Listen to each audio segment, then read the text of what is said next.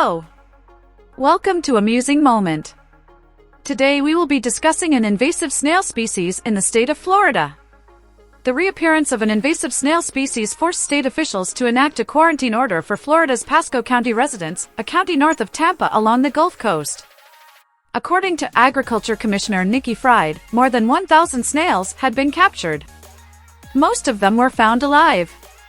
Authorities quickly took action after confirming that a notoriously destructive breed, known as the giant African land snail, was identified by a community gardener. A division of Florida's Department of Agriculture that manages pest control began to survey the region for additional snail sightings once the quarantine mandate was in place. The control unit has started to treat the land with pesticides. The snails captured so far were removed from 29 properties primarily located in one section of Newport Richey, the Agriculture Commissioner told reporters at a press conference.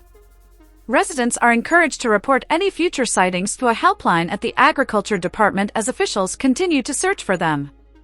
Fully eradicating a population of giant African land snails can take years. Florida's Agriculture Department has called the giant African snail one of the most damaging mollusk subtypes in the world.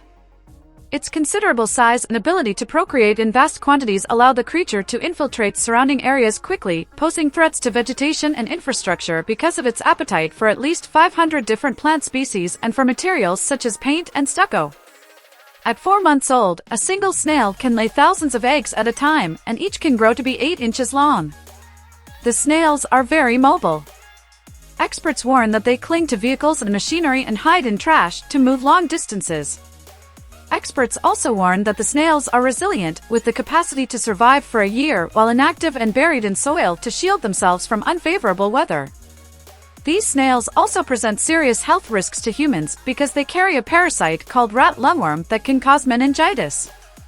People are advised to take precautions and wear protective gear, like gloves, when handling them. This is not the first time giant African land snails have caused chaos in Florida. According to the Tampa Bay Times, officials have traced infestations dating back to the 1960s to escaped house pets and illegal importations. Owning and importing giant African land snails without a permit is against the law in the U.S. and, without proper documentation, any attempt to move the snails after a sighting is also illegal. Florida's Agriculture Department has recorded 2 instances where the snail was fully eradicated. The most recent was just last year, a decade after the initial sighting in Miami-Dade County. Thank you for watching. Please like, comment, and subscribe. Or don't. It's all good.